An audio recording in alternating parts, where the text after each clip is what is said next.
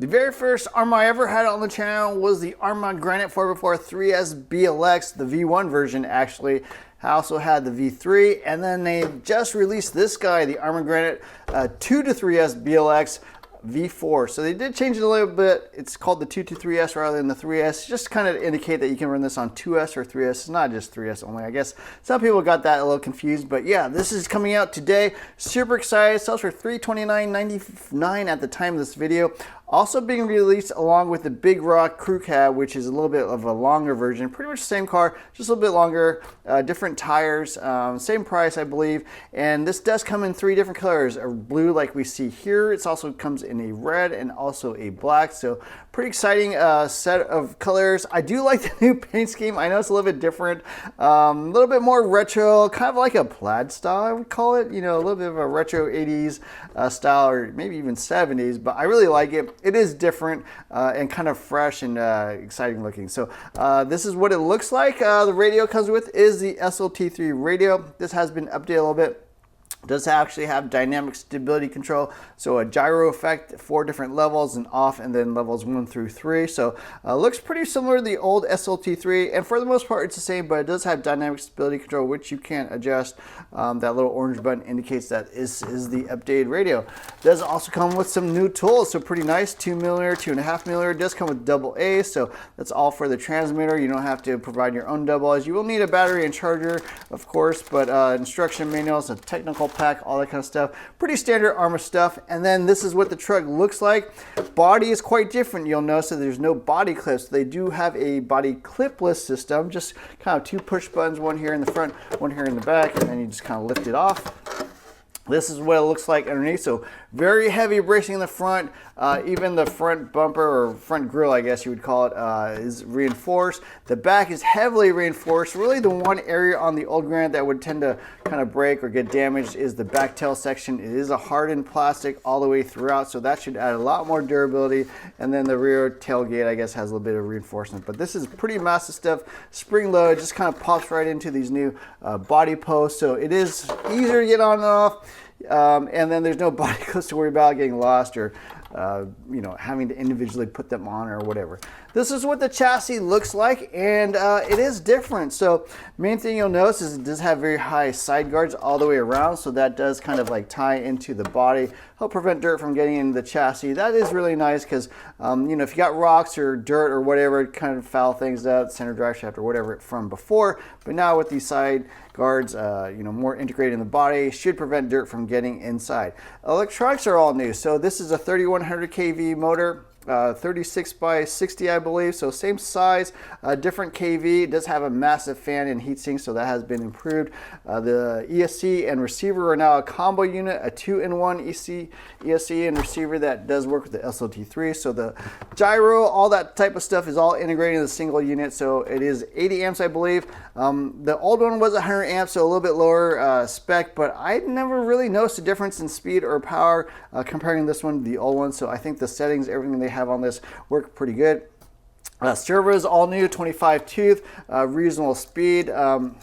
You know, running it on a little bit higher voltage, you get a little bit more power, a little bit more speed as well. But at 6 volts, it's, you know, solid for this type of vehicle. It does have a servo saver here on the servo horn as before, but it is 25 tooth, which is the industry standard. Waterproof, metal gear, so all that good stuff, which is nice to see that they've changed. Another massive improvement is the center differential. So the old one had a slipper.